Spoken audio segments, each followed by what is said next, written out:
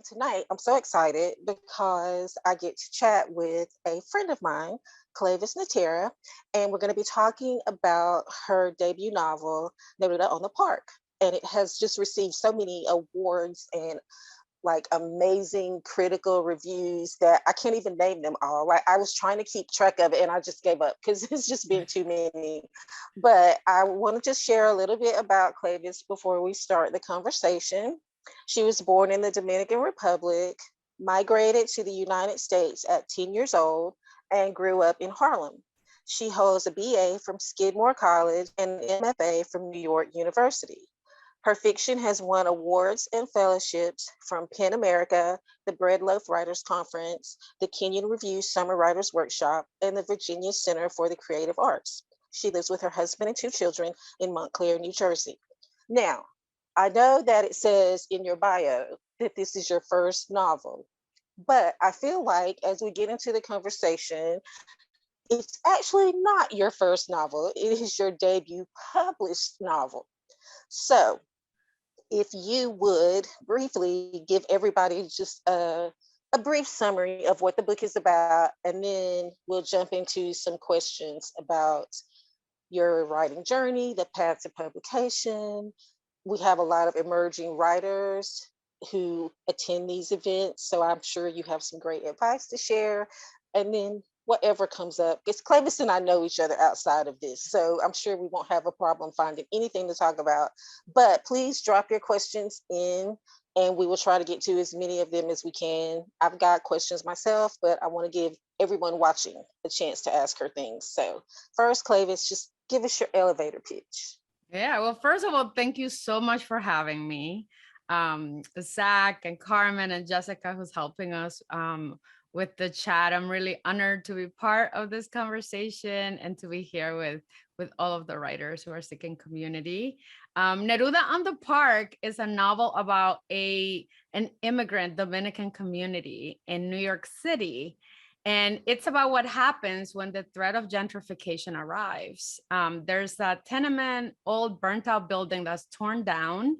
And in its place, a luxury condo is going to be built. And the story takes us over the course of a summer and what happens between the mother and daughter who react very differently to this building. The mother decides to come up with a scheme to stop the construction at all costs, while her daughter falls in love with the developer. And so the story, it's really wrestling with a lot of themes of family and belonging and home and what we are willing to do to protect the things we love most. So one of the things that I love the most about the book is it's just about everything. Like I tried to describe it to someone and I was like, it's a mother-daughter story. It's a family story. It's community. It's got some, spice to it with the romantic relationship. There's like elements of suspense. So the first thing I wanted to ask you is, how did it come to you? Like, what was your inspiration for the book? So the first inspiration was growing up in Harlem and growing up in Washington Heights. And, I used to walk from my mother's house on 133rd Street to my grandmother's house on 144th to my aunt's house on 156. And from 1988, when I arrived in New York City, all the way through college, and we're talking now about, the 2000s, when I came back home and then I started, working a corporate job, and it was striking to me, when gentrification arrived, it was just this force. And what I remember most about, especially as a child, like, I think a lot of people in my neighborhood thought that it wasn't going to happen there. Like, it was happening in Brooklyn. It was happening in mid Manhattan, right? It was happening in Hell's Kitchen. It was happening on the Lower East Side. But for some reason, a lot of people just didn't think that there would be interest in coming further north. I mean, at a certain point, even the subway map didn't include our part of the city, right? So there were a lot of people that just didn't think it would happen. Yeah. And when it started to happen, it was like this catastrophic change in the community because the landlords started like really harassing tenants to get out of there because they wanted to obviously they wanted to bring on people who were willing to pay higher rents, even though the rents were still really cheap. And so that was the first point of inspiration for me, was this charged feeling I felt in my community. And there was like so much fear. And, as the years passed, and I went to graduate school, I was working on a different project at the time. And it kept tugging at me that a lot of the books that were being written about gentrification were like, just took it for granted. Like, of course it would happen. So all of them kind of happened after the change had occurred, and like the aftermath. And I was really interested in looking at a story where it would happen before the change happened, and whether or not a community would be willing to stop it. That was the first inkling of inspiration. And then I would say the second big point of inspiration for me was just my family. I grew up surrounded by really strong women, and I wanted to, honor the tradition of womanhood. I also wanted to like tackle some big themes that I've seen and lived through in my own family around silence, and like how difficult it is sometimes for us to talk about the most difficult things, especially between mothers and daughters. And so, my own community and my own family served as a point of inspiration as well. And there's just so many different elements of conflict in the story.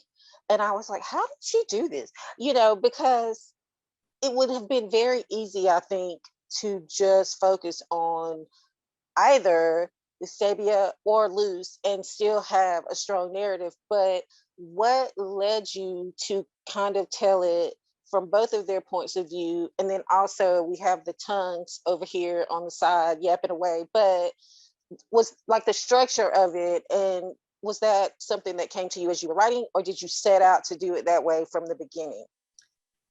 Yeah, well, thank you for that question, Carmen. I mean, I feel like you always have the best questions. We're in a book club together, and I feel like you always bring like the best perspective. So I'm like jumping for joy over here.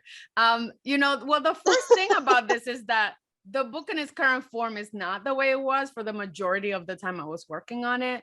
I wrote this book over the course of 15 years. And so for any writers out there that have been working on projects and you put them down and life happens and you're stealing hours, maybe you're working full time, like I was working full time the entire time I was writing this book.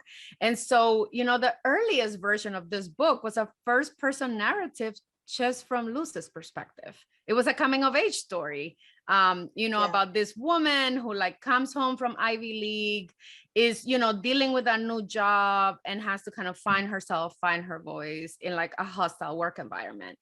The whole point though of like her mother working in the background to stop this construction was always part of the story.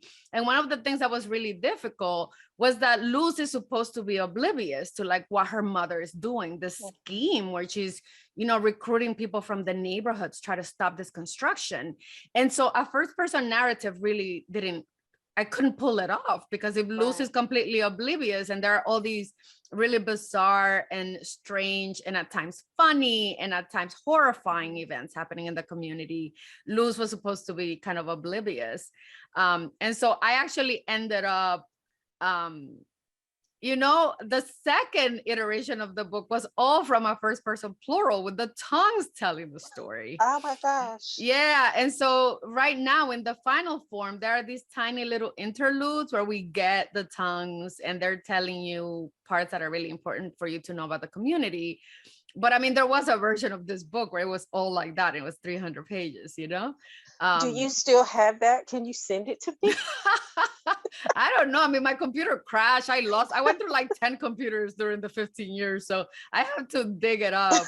It was really beautiful, but it was a very different book. Yeah. But it would be like the director's cut of a movie.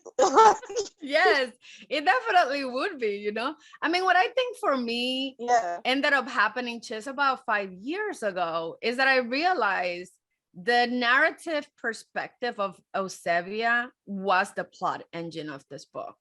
And the reason why I hadn't written it is because I wasn't convinced that I had the writer chops to really pull off this idea of this out as this loving, caring mother. and who is like really the mother of the entire community. And what ends up happening as she becomes more and more invested is that she herself is risking destroying her neighborhood. And so once I finally gave in to the fact that that was a critical perspective, then the book came together. The narrative really started to move. So I want to know that how, I would say, you said 15 years. Yes. And so many writers struggle with even feeling like they'll ever publish. And that kind of, it's like a twin thing, you know, you want to be published, you're afraid because you've got to give this to other people. But even in the time that it took you to actually finish the novel, were there moments where you felt like just walking away from it? Like, what kept you motivated? What gave you the fortitude not to give up after 3 years, 5 years, 7 years? Well, for me, it's because I had failed with one other book. And, I started working on this book at the heels of an earlier failure. And I had, written a full manuscript as my thesis out of my MFA program. I went to NYU, as you had mentioned in my bio.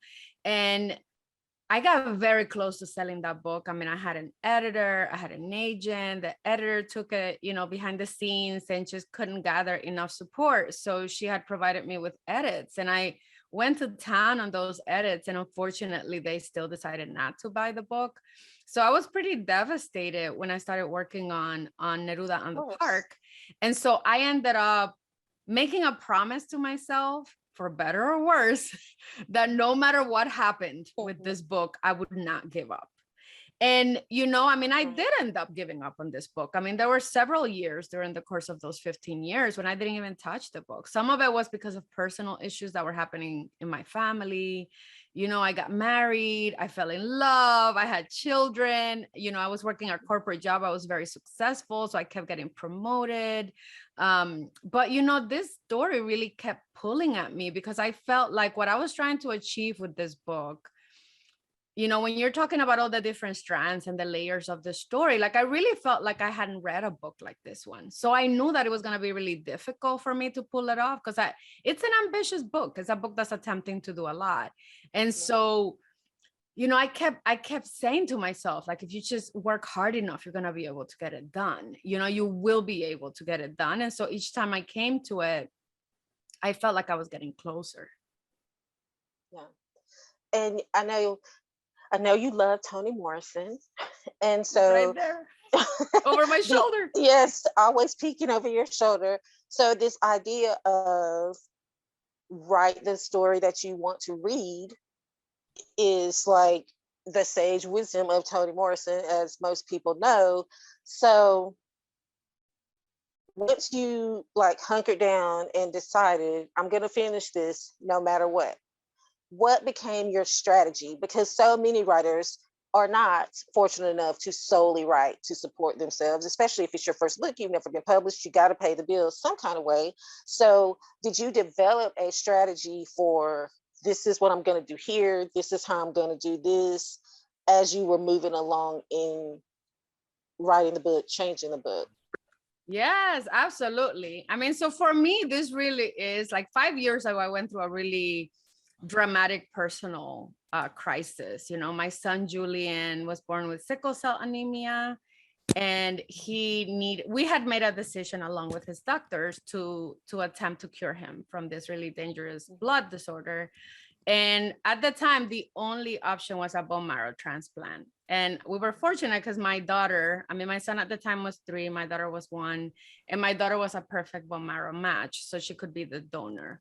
So we went through the first bone marrow transplant and it failed to engraft. And we were very devastated, of course, but then we made the decision to try it again. And so, within 1 year, this was all 2016, we decided to go through a second bone marrow transplant. And, it's a happy story. I mean, he's cured, my daughter's great. But, during that time, during the second bone marrow transplant, my son actually had a ruptured appendix. So he developed appendicitis shortly after the second bone marrow. And it was very dangerous. Like my son actually almost lost his life. And, you know, I am a person of faith. I'm not a church going person, but I'm a person of faith. And I just remember like thinking at that moment of like this utter despair and like this fear of losing my child. Like I actually thought like everything to me was like in a starkly transparent and visible way, that I was like not doing what I was supposed to be doing with my life. And that, you know, a lot of the things that had kept me from going like full throttle with my book and with my writing career was like this idea of being a good mom and of providing. You know, I grew up Right. with very little. And so I had a corporate job that paid me a lot of money. And I was like, I'm not like, this is the way to provide for my children. But, you know, during that time, I just felt like, I don't know, I really feel like it was this very spiritual moment where I was like, if my son recovers, then I'm going to align my life to like what I think my purpose is. And I think that's Yeah. the way that I'll pay God. That's the way that I'll pay the universe, you know, Right. Yeah. for saving my child. And so, you know, once we got through this really like dramatic and scary time with the appendix, because it was really like a 3 to 4 day period where like, you know, it had ruptured, they couldn't do surgery because, you know, they had gone through the bone marrow transplant. You know, he had no immunity. So if something ended up going left and they had to do an emergency surgery, it would be very dangerous because, you know, and so they just treated the appendicitis with really strong medicine and antibiotics. And my son recovered and the bone marrow transplant was a success. And, you know, at that point, Carmen, I remember just being like, this whole time I had been working in isolation. I had been feeling really embarrassed because I went to this graduate school program that's so elite and like a kingmaker. You know, NYU is known for creating these stars. And, you know, there were a lot of my writing friends that had published books and were on their second books. And I just withdrew from the community a lot during those years, you know, and not just because I was married or had kids or because I had a successful career, more so because I was embarrassed that I hadn't made it. And so, you know, when I decided to come back, I really was like, I think I need to really think about this with like both my artistic brain and my project management brain. And I decided to really build a career and start working toward the career that I would want to have. And for me, this is so nerdy. I don't think I've ever told you this, but I decided like it was going to be like these kind of 3 pillars. Like the first pillar is what I call the writer pillar, which is like me becoming better at the craft. I knew I had a killer idea because every time I queried agents, they asked me for the whole book. But I wasn't like really executing because when they read the book, they would say, oh, it's a great idea, but not quite a good fit. So I knew the idea was good, but I hadn't really executed. So I decided, you know, I'm a really good student. And I decided to go back to these graduate programs, conference programs, 1-day conferences. I did Quayle, I did Vona, I did Breadloaf, I did Juniper, like, you know, and I had the support of my husband because a lot of these things are like 1 week, 10 days. I had the support of my employer at the time. And so that was the writer part. The second pillar for me was community. I felt like I had isolated myself out of embarrassment. And I was like, you know what? So I have to suck it up. I'm in my 40s now. I'm just gonna, you know, have to do what I need to do to be like humble about the fact that I am gonna be surrounded by people who are maybe half my age. And so I started doing that and just creating community. I decided that I was gonna give as much as I was needing to take from the community. So for me, that meant, you know, volunteering because I was like, I may not have a book published, but I had 2 agents at that point. So I was like, you know what? I know how to get an agent. I know how to query. I'm a great reader. I had been teaching workshops. So I just started like volunteering and trying to, you know, just give into the community as I was building my community, as I was building my writing career. And then the last branch, the third branch, is what I call the author branch, which is really like working on the business side of it, like standing up a business side and like learning more the business of being a writer. And that for me means like making sure you have speaking, you know, like your speaking abilities up to par, like reading a lot of books about both teaching because I want to teach, but also about like other writers and like how they were successful, and getting really educated about grants and getting educated about fellowships. And so that was the approach that I took. To kind of build that up, and it took a couple of years before I started really seeing a return. I hope everybody watching is like writing this down because it's like perfect, your three pillars, as you call them, the business of writing, the craft, and then putting yourself out there, building community. Like that's the key elements, which I feel very strongly for you, knowing you is why, in addition to obviously your tremendous talent, is why things are going so well for you with a debut novel, because you foster these relationships way ahead of publication. So it worked. So good for you. Thank you, Carmen. But I think also, one of the things that I remember one of my teachers saying, Matt Johnson was one of the people that I mean, if any of you have a book length project that it's like, struggling to get off the ground, I think Matt Johnson is brilliant. And I remember taking a class with him, a workshop at Bread Loaf, and he said to me, and we only got 15 minutes, like us one-on-one, outside of the classroom. And I remember him saying to me, like, you really have to start thinking about your writing as a career and not one book. And it really kind of changed my perspective, because if you think about one book and then, like I was feeling so beat up because my first book I couldn't sell it. And here I am, like at the 10-year mark with this second book. And when he said that to me, something kind of clicked where I was like, I might write 10 books, and I'm going to look back at these two and be like, I can't believe I was so silly. Yeah, it took me 15 for the first two, but then I'll be able to write 10 more in the next 15 years. Right. And so saying that, I felt like really encouraged me to think broadly about myself as a writer and to not be so emotionally invested in one book. So I cannot remember which one. I listened to one interview you have, and I can't remember which one it is now. It's going out of my head. But you were talking about people who are afraid to call themselves a writer just because they're not published. Yeah. And the fact that if you're a writer, whether you're published or not. And that like really hit me like squarely in the chest, because so many people will not refer to themselves as a writer because they feel like they must have a book with their name on the front and their picture in it. And that's not really the proof that you're a writer. The proof is sitting your butt down, doing the work, and then giving it over to the people to do all the other stuff. But I wrote that down in my little writer's journal when I think it may have been with another young lady that maybe you had been her teacher at one point. Oh yeah. That interview, it was last year. Yeah, it was it was a podcast from one of my students. I mean, I think I get it. I mean, listen, it is really hard for us to have that confidence to call ourselves writers, because people in our world really, I mean, it's just like an external factor that when you tell people you're a writer, the first thing they're going to ask you is, have I read something by you? Is there anything published? Right. And I think it means that we each have to really measure success by our own standards and not by external standards.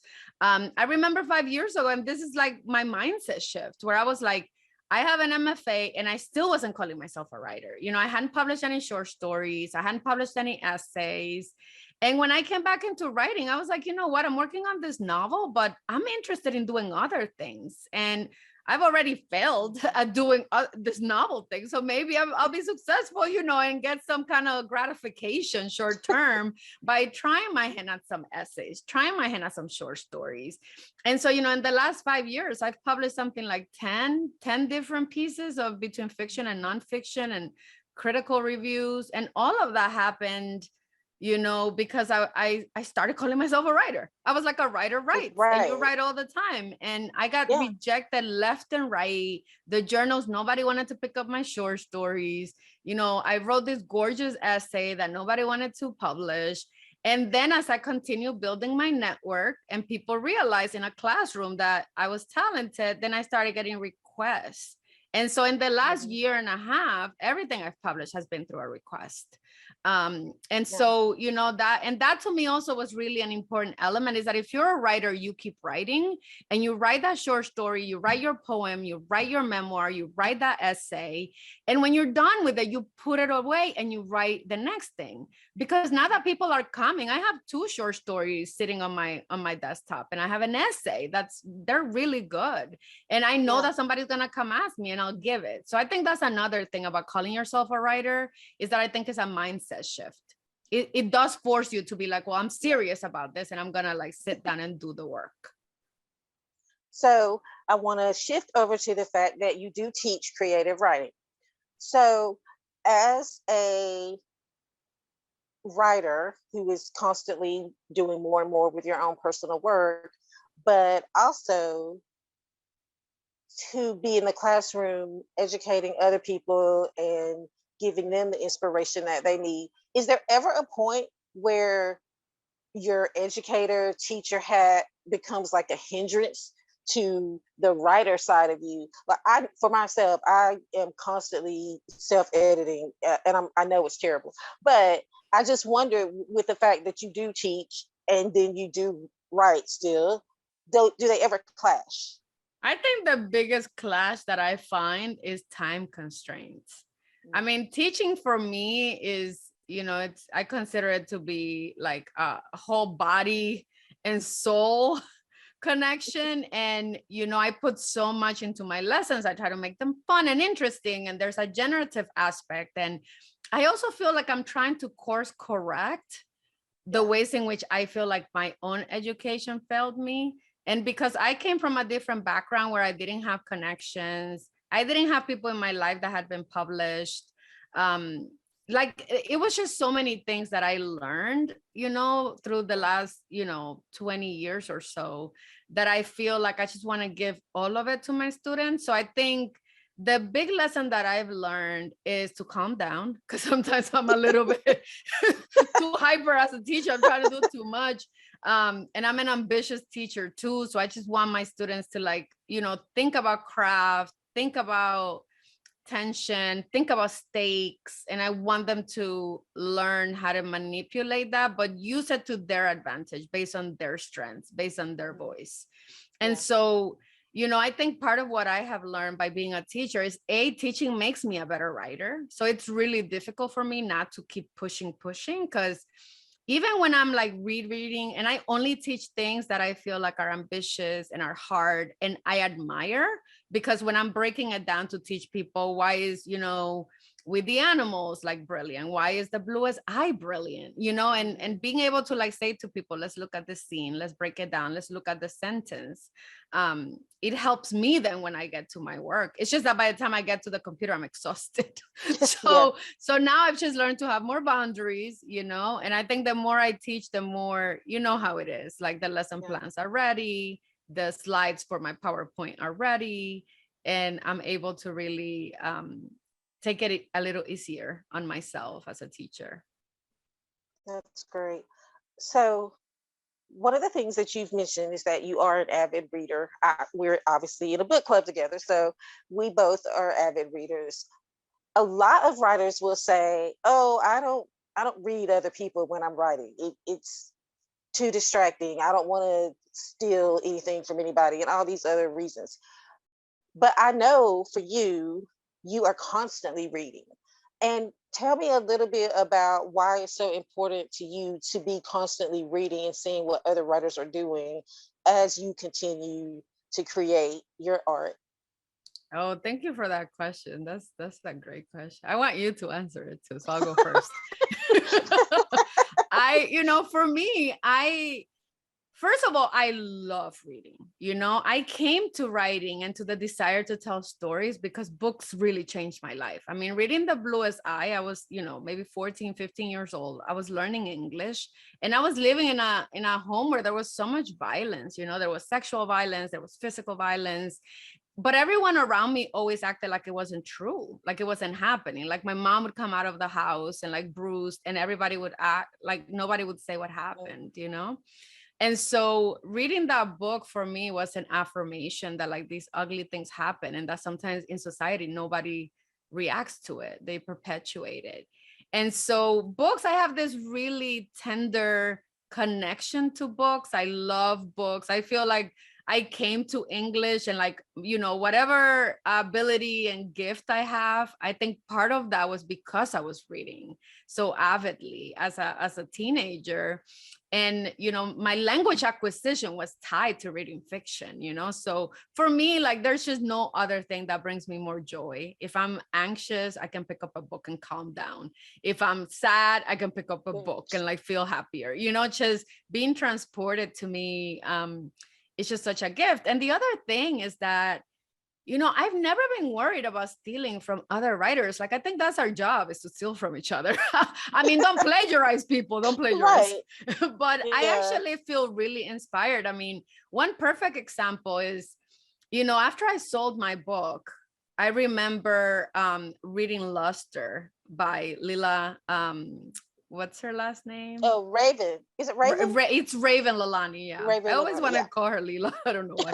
I know. But Raven's book, Luster, is this really bold book about a young woman in her 20s.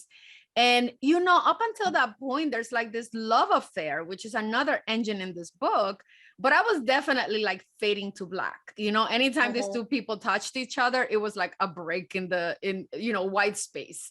Yeah. And after reading the book, I was like, nah, like I can be bold this way. Like, Luz is supposed to be a sexual person. She's supposed to have agency. She's supposed to be powerful, and she wouldn't fade to white, like Right. and again, there's only 2 sex scenes in the whole book, but I was like, I'm going there with this book, and so Yeah, for sure. I feel really inspired by books, and I feel like they teach me how to take risks, and they teach me what's possible that I haven't thought about. And I fall more and more in love with authors like Edwidge Danticat. I mean, I've read every book, and with every book, she's so masterful. And I love her work, and I feel really inspired. Tayari Jones is another person who I think like I've read all her books, and like every time a new book comes out, I'm blown away. And so I also feel like it helps me to remember that like I'll get better with time. Like, don't try to do everything. Like, don't be the magician that's pulling every trick out of the hat, like Right, just exactly. grow. You're going to grow and learn new tricks as you keep going.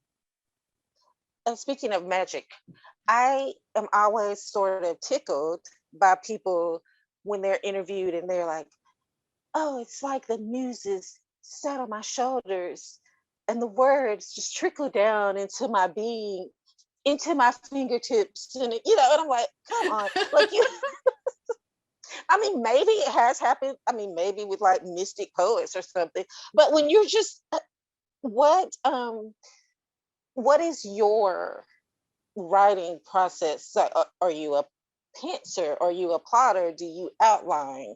Do you take breaks? Like, do you write one character at a time and then like plug everybody else in? What is your actual day-to-day sit down process when you're taking the story from here to here to here? Yeah, I definitely don't I definitely don't believe it's a magical process. Like, I do not believe that like the work that comes out of us is what its best form or like its ending place. So I'm a big believer in revision, and I try to get as quickly through first drafts as I can. And, one big thing I have is to not revise as I go. I mean, that's a key part of my process. I think first drafts are meant to be messy. I believe that the job really of a first draft is for us to tell ourselves the story first. And we're finding the story as we're telling it to ourselves. And even though we have ideas, that's where I think the magic comes in, is that sometimes I spend a lot of time thinking. Like, I'm probably 100 pages ahead of where I am in my book right now in the revision that I'm working on, because I'm thinking about each chapter. I'm thinking about the characters. When I come to the page, I've already really thought a lot about the scene. And so I have a good idea what I want to happen. And that writing is very quickly, and it's not precious at all. I'm one of those people that I'd rather pick the wrong words in a first draft to get through the feeling and the thoughts and the ideas of these characters, the motivation of the characters.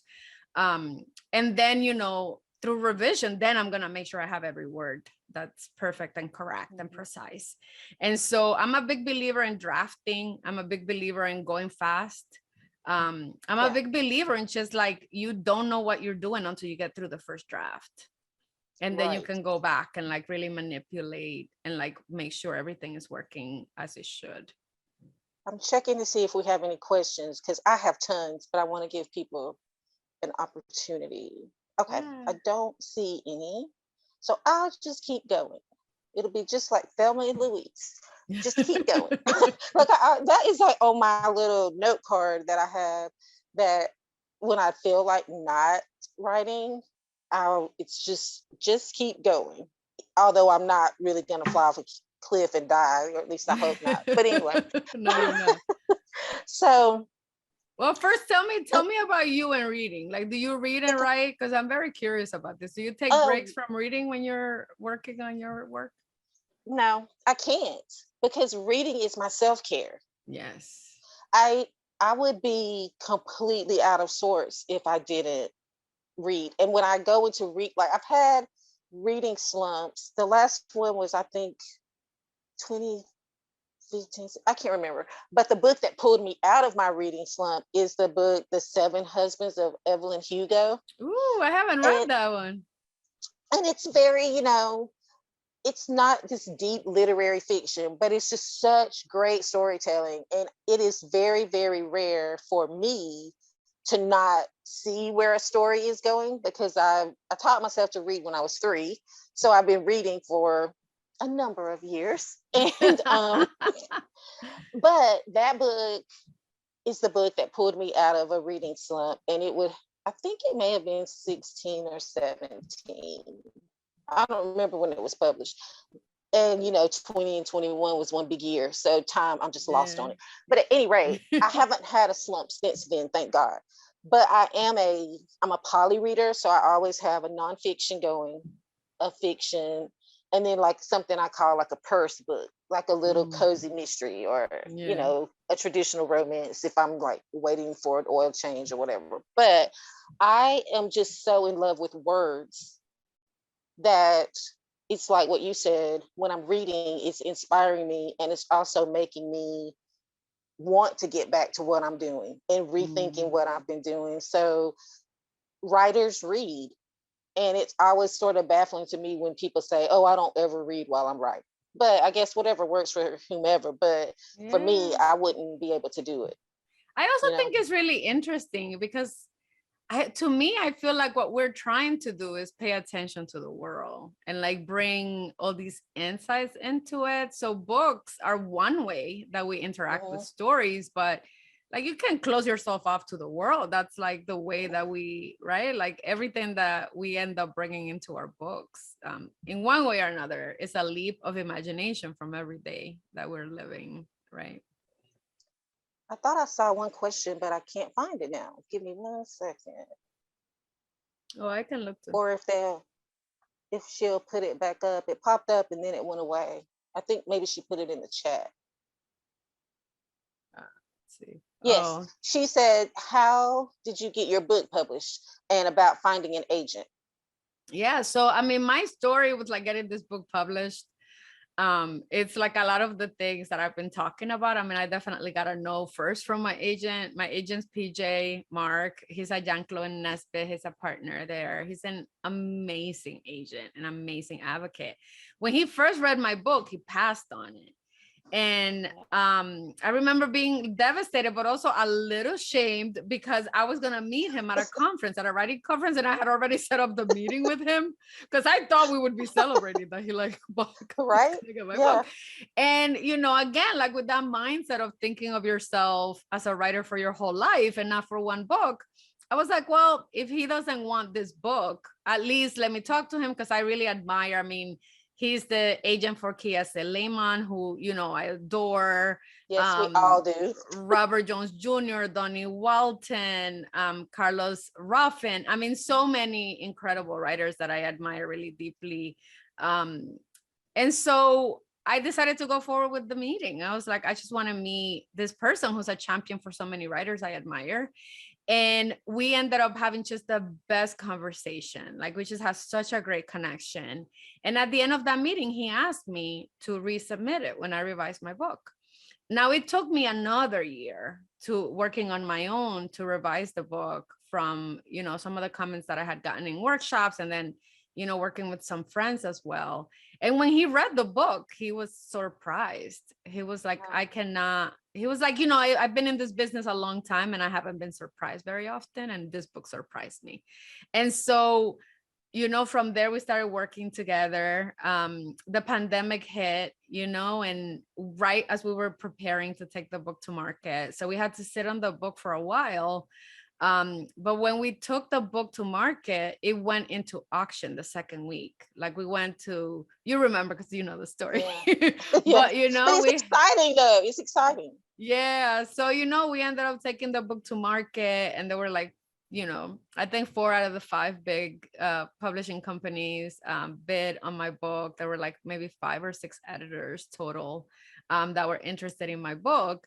And to me, this is like such an important you know, message for all of us as writers to remember, that it's, you know, sometimes, you know, you have a good idea, you know you do, and you know that if you can pull it off, it's going to be a success. And it's so hard, and it's devastating to keep hearing no's, and to, like, you know, keep hearing from people that they're not interested, the story's not quite right.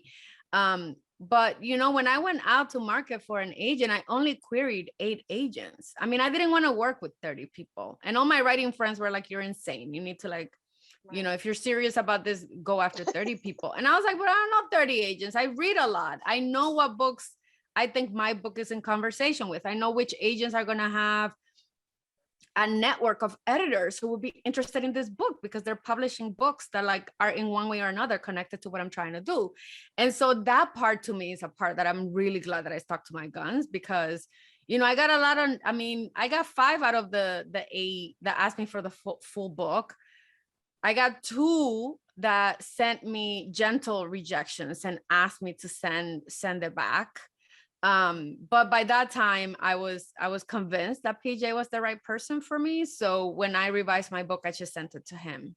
And, you know, unfortunately for me and for him, because let me tell you, that auction was a good business move for him too.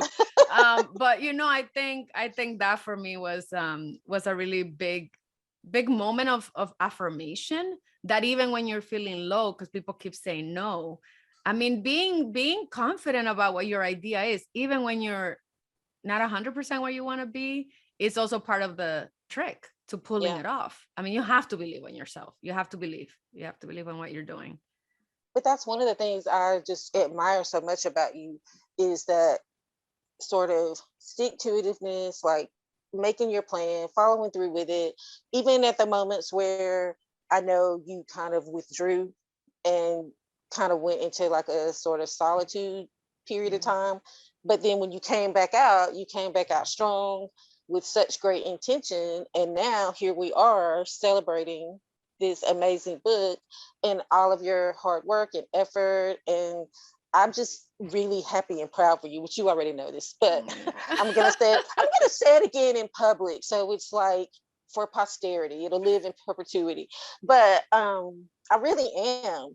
And it's just a beautiful thing to see. I can't wait for whatever's next. Oh, I appreciate that so much. And I have to tell you, I mean, when we met and we started being on our book club, I was working with PJ, but we hadn't sold the book. And I remember our book club being one of those places of like really like tenderness and support. And we're talking about books and we're talking about our own work and we're talking about how hard it is. And that's why I think community is so important. I mean, I'll never hide again, right? Like, I don't believe that solitude is a state that helps writers. I think, you know, we have to do our work on our own, but the rest of the time we have to be in community, and that's the way that we thrive. So I'm grateful for you, and I'm so happy that our friend Deirdre connected us, because I feel like now we're connected forever. I know, and that is the thing that I love about our book club, and that everybody who is in the club is a writer, because we're constantly pushing each other and challenging each other and like, what are you doing? Because Yes. it's very easy to get lax. So again, this is like a big love fest, but it's true. It And is. it's for everybody watching, like, find your group, find your people. And it doesn't even have to be more than one or two people. But when you find those people, you will have them in your life, and it will help you be a better writer, be a stronger writer, and like everybody just pushes everybody to be better. And it's the best feeling in the world when you find that. It Yes, really is. So absolutely. Absolutely. I'm going to check to see if we have anything else. I think everybody is just so riveted by everything that you're saying. I hope They're so. not asking questions, and because you don't really leave room for questions, because you're answering all the things that people would normally ask before they have to. So again, testament to you. The I have just a couple of more questions. Um, One is, are there writers that you would suggest to inspire other people in terms of craft and storytelling? Yeah, so many. I mean, I'm a huge fan of debut. And let me just say this for me. There Mhm. are giants. I mean, Julia Alvarez for me is a giant. Um, Toni Morrison is a giant. Tajari Jones is a giant. I already talked about Edwidge Danticat. There are these people that I think if you invest time in reading their entire bodies of work, you walk away with an understanding of really like this gift, which is how an artist progresses through time. Because we can read, right? 20, 30, 40, 50 years worth of Mhm. someone's work. And that's their imagination growing. And I think that's really beautiful. I'm actually really inspired by debut authors. And I feel like I have gained so much with my obsession. For me, Yes. Naima Coster, Naima Coster is a Caribbean. I mean, she's American writer, but we share some of our heritage. She's got a mother that's Dominican and a father that's Curacao and Cuban. She's also really concerned with relationships and mother-daughter. So Halsey Street and What's Mine and Yours are two books that I love. Donnie Walton wrote the final revival of Opal and Neff, and it is a masterpiece. I mean, when it Mhm. comes to voice, when it comes to telling a story in like a non-traditional structure, Yeah, that um, structure in that book is crazy. it is Good crazy. Yeah. it's good crazy, right? I think Robert Jones Jr. wrote The Prophets, and that book, it is sweeping. It is, I mean, I to this day I still don't understand how Robert didn't sweep awards. Like, I don't, Mhm. it makes no sense to me because this book is so beautiful and heartbreaking and so important. And I think if you're Yes. interested in historical fiction, that's a book that I think can help you. So what I would suggest to people, those are books just from people that I love and Yeah, right. that come to mind immediately. um Angie Cruz is another writer who I really admire deeply, and she's now on her fourth or fifth book. And I've been following her career, and I think she's brilliant. And I think she's also one of those kind of Mhm. underestimated writers. I feel like she never gets the kind of love or acclaim that she should get. And so, like, the one thing that I would say to our audience and the writers out there is, I think it pays off big time to become a little obsessed with your genre. I think it pays off big time to read new books, and not because you're going to copy them. Like, we're not you and I are joking about stealing from other writers, because we're talking about like learning what someone is doing exceptionally well and then being like, Mhm. yes, I know now. I know how Yep. to break it apart so I can put it together my own way. But it pays off really big time to be inspired by people who are working what you're trying to build, right? People who have Mhm. succeeded. And, anytime I look at my book, I can see the connections to what I was reading, and not in a direct way in which, if you read Robert's or, Raven's book, Luster, like, I don't think that you would be able to say, oh, here's the connection. But like I told you, they inspired me, those books. They inspired me to push harder and to be bolder. And for our writers, like, I mean, I think that's what we need to do, is find ways to be inspired and to be bolder. I agree 100%. So my final question is, I know what it is, but if you would share with everyone viewing the latest short story that you have written that is part of a new podcast that I haven't listened to yet. I'm going to listen to it probably this weekend for just for people to go to and to tell a little bit about that experience, because that's kind of different what they're doing. So if you want to talk about that. Yeah, thank you for that question, Carmen. You're so in the know. You're like, I mean, this just got published yesterday. So I have a short story called Fog, and it has been published by Ursa Story, which is a brand new concept, and it is the brainchild of Mark Armstrong and Donnie Walton. And these two people decided that they wanted to create a platform where, they were gonna create a short story that would be in text, that would also give this short story a life as an audio, version of itself. And they're hiring professional actors. They are hiring people to put original music, original illustrators. So it is an absolutely gorgeous platform. And, if you're a person that prefers audio, you can listen to audio. Carmen, I know you like audio. And, Yes. And it's Ursa, URSA. And they have, it's on Spotify or Apple, wherever you listen to your podcast. But the best part about this experience for me is that I had this short story. This was one of the short stories that I was talking about. I had written this short story, but it's a short story that's dark. And I was holding on to it because I wasn't sure. I didn't know what to do with it. I didn't know where to submit it. And it's part of a larger project of, I'm working on a novel and stories that that's like when I was taking breaks from Neruda on the Park, because I didn't want to work on a novel. No, I wanted to work on short stories. And so it was a lot of fun for me. And the best part about working with Donnie was that she helped me edit it. And that was awesome. And now there's like a podcast that Disha Filia, who's brilliant, The Secret Lives of Church Ladies, and Donnie Walton, the two of them are the hosts of the podcast. So I got to talk to these two giants. Yes. And if you listen to it, you're gonna hear how nervous I was at the beginning. Eventually I relaxed, but I was like, I could not believe by luck that I was talking to these two giants of literature. Yeah.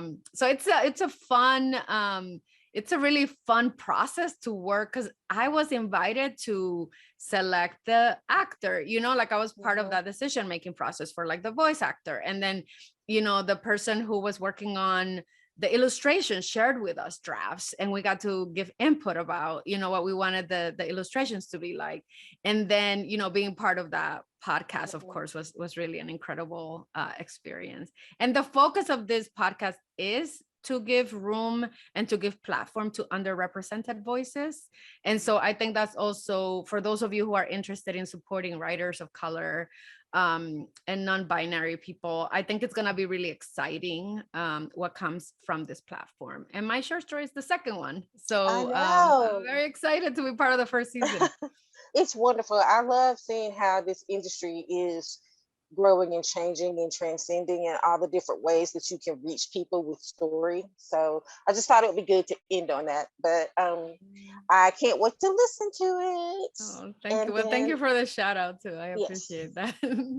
So thank you everyone for joining us. Thank you again, Cleyvis.